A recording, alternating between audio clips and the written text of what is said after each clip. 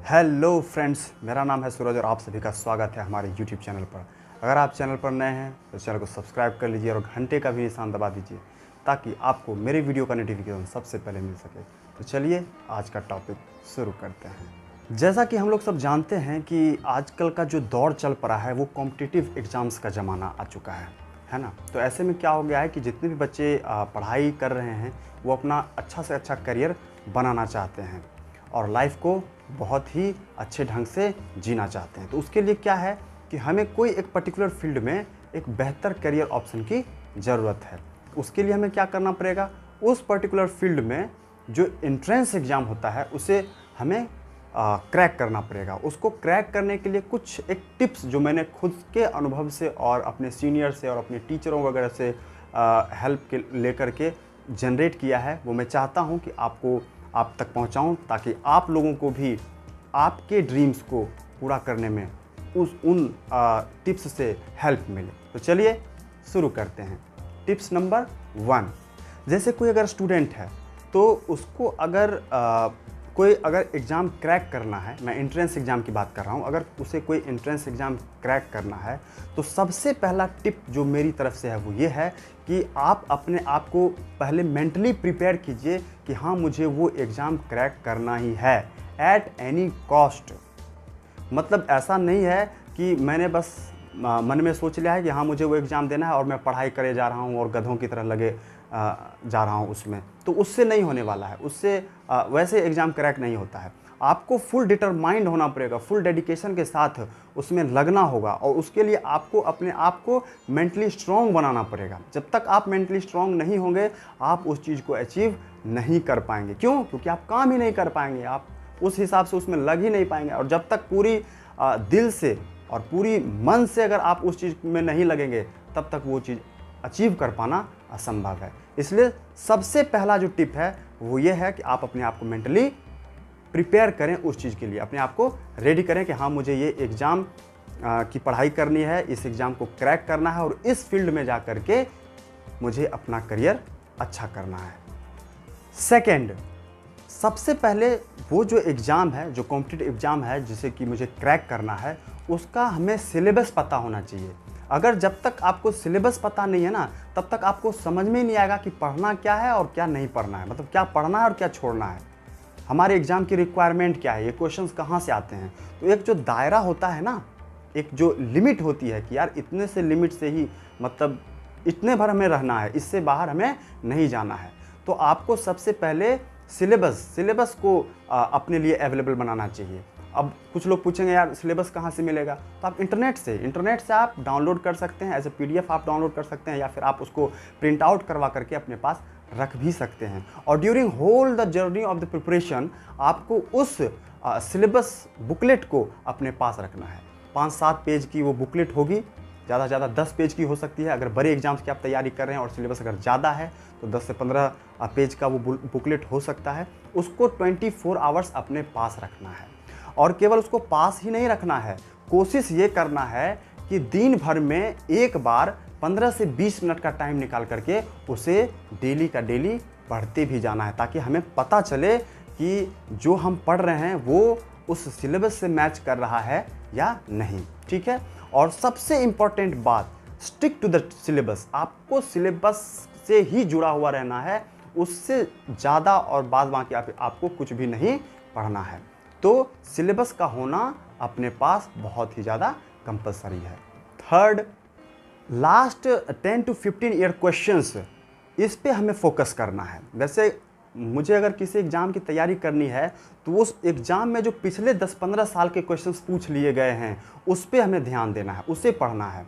तो वो हम कैसे कर सकते हैं, हम इंटरनेट से भी डाउनलोड कर सकते हैं या फिर उस एग्ज़ाम के प्रीवियस ईयर क्वेश्चंस हमें मार्केट में भी मिल जाते हैं, या फिर अगर कोई कोचिंग वगैरह में कोई अगर बंदा है तो कोचिंग वाले भी प्रोवाइड कर देते हैं। तो सबसे पहले क्या करना है, प्रिपरेशन स्टार्ट करने से पहले वो जो 10 से 15 साल के जो क्वेश्चन पेपर हैं जो पीछे पूछे जा चुके हैं इस एग्ज़ाम में, उसको थॉरली वर्ड टू वर्ड आपको रीड करना है। उससे क्या होगा कि एक आइडिया मिलता है, एक पैटर्न पता चलता है एग्ज़ाम का कि मतलब किस तरह से क्वेश्चंस पूछे जा रहे हैं, लेवल क्या है क्वेश्चन का, रिक्वायरमेंट क्या है एग्ज़ाम की। ये सारी चीज़ें आपको प्रीवियस ईयर क्वेश्चन से ही पता चलेगा। और जो भी आप उसमें से जैसे अगर रीड करते जा रहे हैं और आपके पास अगर सिलेबस है तो आप मैच भी कर सकते हैं। तो उससे क्या पता चलता है कि किस टॉपिक का या किस सब्जेक्ट का वेटेज कितना है। तो उस हिसाब से आप एक तरह से अनुमान लगा सकते हैं कि कितना टाइम और कितनी अच्छी प्रिपरेशन आपको उस पर्टिकुलर टॉपिक में करनी है। तो मैंने क्या कहा, 10 से 15 साल का जो वो क्वेश्चन पेपर है, जो कि क्वेश्चन बैंक एक तरह से कह सकते हैं, प्रीवियस क्वेश्चन बैंक, उस एग्जाम में जो पूछे हुए हैं वो आपके पास विथ सॉल्यूशन होना चाहिए। और करना कुछ नहीं है, शुरुआती में मुझे तो कुछ पता है नहीं कि क्या पढ़ना है क्या नहीं पढ़ना है, तो पहले उसको थॉरोली पढ़ लेना है और उससे आइडिया ले लेना है उस एग्ज़ाम के बारे में, ठीक है। फोर्थ, आपको एक बहुत ही बढ़िया स्टडी शेड्यूल बनाना है, स्टडी रूटीन बनाना है। आप ऐसे ही रैंडमली कुछ भी उठा करके नहीं पढ़ सकते, क्योंकि आप कोई जनरल पढ़ाई पढ़ नहीं रहे हैं। आप किसी एग्ज़ाम को क्रैक करना चाहते हैं जिसमें कि लाखों करोड़ों बच्चे बैठने वाले हैं, ठीक है। तो उस एग्ज़ाम को क्रैक करने के लिए आपको उसके लायक होना पड़ेगा।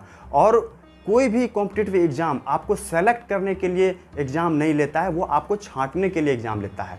तो अगर आपने उसके क्राइटेरिया को पूरा कर दिया तो आप सेलेक्ट हो जाओगे। अगर आपने उसके क्राइटेरिया को पूरा नहीं किया, उसकी जो रिक्वायरमेंट है एग्ज़ाम की अगर आपने पूरी नहीं की, तो आपका सिलेक्शन नहीं होगा। तो अपने आप को क्या करना है, उसके लेवल का या उसके लेवल से भी आगे तक का प्रिपरेशन करना है, ठीक है ना। वो कहते हैं ना कि अगर खजूर का ही अगर एम बनाएंगे तो पता चला नीचे ज़मीन पे जा गिरेंगे, लेकिन अगर उससे हायर चीज़ों का अगर एम बनाएंगे तो कम से कम खजूर पे तो आके टिकेंगे, है ना। ये जैसे कि अगर ताड़ का अगर एम बनाया तो खजूर पे आके गिरेंगे, और अगर खजूर का ही बना लिया तो अगर वहाँ से गिरेंगे तो कहाँ जाएंगे, नीचे ज़मीन पे ही जाएंगे। इसलिए जो आपके एग्ज़ाम का लेवल है उस लेवल से हमेशा ऊपर की तैयारी आपकी होनी चाहिए। तो उसके लिए आपको अच्छे से पढ़ाई करनी पड़ेगी, और अच्छे से पढ़ाई करने के लिए आपको एक रूटीन का होना आपके लाइफ में बहुत ज़रूरी है। और वो रूटीन थोड़ी सी टाइट होनी चाहिए, ताकि आप 10 से 12 घंटे की पढ़ाई रेगुलर कर सकते हैं। ये 24 आवर्स का एक डे और नाइट होता है, जिसमें कि आपको 10 से 12 घंटे की रेगुलर पढ़ाई करनी है, और डे 1 से करनी है एग्ज़ाम के लास्ट तक। तभी आप इस कॉम्पिटिटिव एनवायरनमेंट में अपने आप को उस लेवल तक ले जा सकते हैं जहाँ पर कि सिलेक्शन श्योर होता है। 10-12 घंटे की पढ़ाई की जब हम रूटीन बना लेते हैं, टाइम को फिक्स कर लेते हैं, तो अब आपको ये डिसाइड करना है कि किस सब्जेक्ट को कितनी देर पढ़ना है। ये आपको आइडिया कहाँ से लगेगा, उसी प्रीवियस ईयर क्वेश्चन बैंक से लगेगा। उसमें आपको उसको पढ़ने से आपको पता चल जाएगा कि किसका वेटेज कितना है, और उस हिसाब से आप अपने टॉपिक्स को और सब्जेक्ट को समय में विभाजित कर सकते हैं। और सारे यानी प्रत्येक सब्जेक्ट को, प्रत्येक टॉपिक को आपको उसके अकॉर्डिंग ही टाइम देना है, और डेली का डेली मैक्सिमम चीज़ें, मैक्सिमम टॉपिक्स, मैक्सिमम सब्जेक्ट आपको कवर करने हैं। और ये जो रूटीन है आप अपने कन्वीनियंस के अकॉर्डिंग बना सकते हैं। जैसे किसी को अगर दिन में कोई काम रहता है, या वो अगर पार्ट टाइम कोई जॉब वगैरह कर रहे हैं, तो वो दिन में अगर नहीं पढ़ पाते हैं तो आप अपने पढ़ाई को रात में शिफ्ट कर सकते हैं। मतलब कहने का मेरा ये है कि किसी भी टाइम आप पढ़ें, आप दिन में पढ़ें चाहे रात में पढ़ाई करें, इससे मतलब नहीं है। पर हाँ, डेली का टारगेट जो आपका है वो पूरा होना चाहिए। डेली आपको टारगेट ले लेना है कि इतना टॉपिक मुझे कवर करना है। आप चाहें तो एक ब्लैंक पेज में लिख भी सकते हैं कि आज सुबह से लेकर के रात तक मुझे क्या क्या पढ़ना है, और उसे कोशिश करना है कि उतना डेली हम पढ़ लें, ठीक है। टाइमिंग से मतलब नहीं है, रात और दिन से मतलब नहीं है, घंटे को देख करके पढ़ाई नहीं करनी है, लेकिन हाँ तब तक पढ़ना है जब तक दिन भर में अपन थक नहीं जाते हैं। मतलब अब ऐसा ना लगने लगे कि अब भेजे में कुछ जा नहीं रहा, तब तक जो है उसमें लगे रहना है। क्योंकि अगर आप लगे ही रहोगे ना, तभी आप इस चीज़ को टैकल कर सकते हैं। क्योंकि आप अकेले नहीं हो, इतने सारे स्टूडेंट इस एग्ज़ाम में बैठ रहे हैं, तो आप में कुछ यूनिक बात होगी, कुछ खास बात होगी, तभी तो आपको लोग सेलेक्ट करेंगे। अगर आप नॉर्मल स्टूडेंट्स की तरह ही अगर चल रहे हो और पढ़ाई कर रहे हो, तब तो कभी नहीं होना है। इसलिए इन बातों का बिल्कुल ध्यान रखना है कि मुझे आगे बढ़ना है, बाकियों को पीछे छोड़कर। उसके लिए मुझे यूनिक और स्पेशल बनना होगा। तो उसके लिए यूनिक और स्पेशल काम भी करना पड़ेगा during your preparation with your studies. Okay, पांचवी बात क्या है? पांचवी बात यह है कि जैसे कि आप पढ़े जा रहे हो, अब पता नहीं चल रहा है कि क्या पढ़ रहे हो क्या नहीं पढ़ रहे हो, मतलब कितना आपके भेजे में जा रहा है नहीं जा रहा है। मतलब कोचिंग अगर कर रहे हो तो कोचिंग वाले कितना समझा पा रहे हैं तुम्हें, या आप कितना समझ पा रहे हो, ये मतलब पता नहीं चल पा रहा है, तो हमें पता कैसे चलेगा? हमें है ना वीकेंड पे, यानी कि सैटरडे या चाहे कहें तो संडे, वीकेंड पे हमें एक टेस्ट अपने आप का लेना बहुत ज़रूरी है। आप सेल्फ से ले सकते हो, या अगर आपके कोचिंग वाले अगर टेस्ट लेते हैं तो वो भी अच्छी बात है। यानी कि आपका टेस्ट होना बहुत ज़रूरी है कि आपने ये पूरे वीक में आपने क्या पढ़ाई करी, कितना आपके समझ में आया, कितना आप उसको रिटेन कर पा रहे हो अपने ब्रेन में, तो उसके लिए आपका टेस्ट का होना बहुत ज़रूरी है। तो टेस्ट लेने के बाद आपको टेस्ट का एनालिसिस भी खुद से ही करना होगा, क्योंकि अगर आप सेल्फ स्टडी कर रहे हैं तो आपको टेस्ट का एनालिसिस भी खुद से ही करना पड़ेगा। और अगर कोई कोचिंग ले रहा है तो वहाँ पे वो रिजल्ट के फॉर्म में आएगा। तो मैं दोनों के प्रोस्पेक्टिव से बता रहा हूँ, जो कोचिंग कर रहे हैं उसके लिए भी और जो सेल्फ स्टडी कर रहे हैं उसके लिए भी। तो क्या करना है आपको पीरियोडिक टेस्ट जरूर लेना है। पीरियोडिक टेस्ट लेने के बाद आपको क्वेश्चन आंसर दोनों मिला लेने हैं। उसके बाद इवेल्युएट करना है कि आपके कितने क्वेश्चन सही हुए और कितने गलत हुए। और जो सही हुए वो तो अच्छी बात है, लेकिन जो गलत हुए उस पर विशेष रूप से आपको ध्यान देना है, ये गलत क्यों हुआ, ठीक है। वहाँ से आपकी कमजोरियाँ उभर करके आएंगी सामने, और उन कमजोरियों को देख लेने के बाद, समझ लेने के बाद, अब आपके अंदर ये होना चाहिए कि अब इन चीज़ों को मैं दूर कैसे कर सकता हूँ। क्योंकि कमजोरियों को अगर आपने छोड़ दिया तो फिर आप वहीं के वहीं रह गए।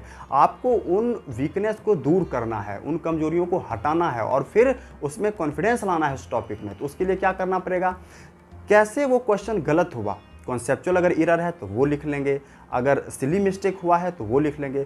तो मतलब मिस्टेक्स की एक अलग डायरी बना लेंगे, शॉर्ट डायरी बना लेंगे, और उसमें अपने जितने भी टेस्ट दिए हैं उसमें आपने जो भी मिस्टेक्स किए हैं उसको वहाँ पे नोट डाउन कर लेना है। और अगले टेस्ट में जाने से पहले आपको उन मिस्टेक को पढ़ के जाना है कि ये मिस्टेक मुझे दोबारा नहीं करनी है, ठीक है। कसम खा लेना है, प्रॉमिस कर लेना है कि दोबारा ये मिस्टेक तो कम से कम नहीं ही करेंगे। हाँ, इसके अलावा अगर कोई न्यू मिस्टेक हमसे हो जाती है तो वो तो चलो कोई बात नहीं है, वो तो अभी सीख ही रहे हैं, अभी प्रिपरेशन ही कर रहे हैं। तो प्रिपरेशन एक ऐसी जर्नी है जहाँ पे सीख रहे हैं, अपने आप को इम्प्रूव कर रहे हैं उस एग्ज़ाम के लिए, ठीक है ना। तो उसको रिवाइज करके जाना है, मिस्टेक्स को रिवाइज करके जाना है कि ये मिस्टेक दोबारा मैं नहीं करूँ। नई मिस्टेक हो जाए तो उसको फिर अगले में नहीं रिपीट करेंगे। तो ये प्रक्रिया होनी चाहिए। और जैसे जैसे आप इस तरह से टेस्ट देते जाएंगे आपका कॉन्फिडेंस लेवल बढ़ता जाएगा, आपके मार्क्स अच्छे आने लगेंगे। शुरुआत में हो सकता है 2, 4, 10 टेस्ट में आपके मार्क्स बिल्कुल भी बेकार आए, एकदम बेकार आए, तो भी आपको घबराना नहीं है, हिम्मत नहीं हारना है।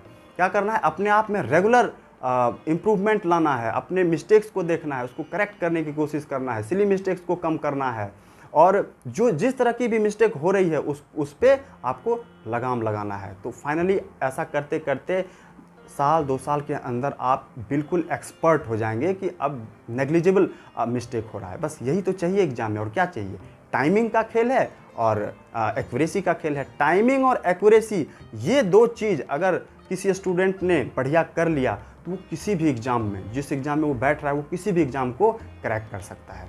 छठी बात क्या है, छठी बात ये है कि आपको पूरे प्रिपरेशन के दौरान बिल्कुल कूल रहना है। कोई तरह का टेंशन नहीं, कोई तरह का डर नहीं, कोई तरह का प्रेशर आपके ऊपर नहीं होना चाहिए।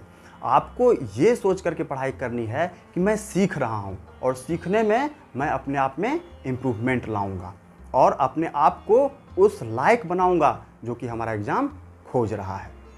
तो ये कुछ 5-6 टिप्स हैं students.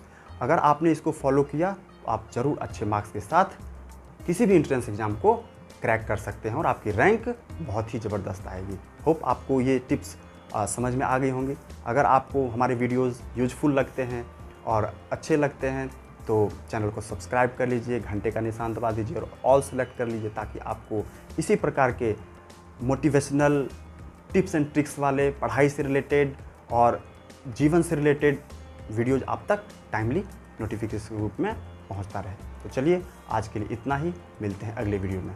Thank you very much.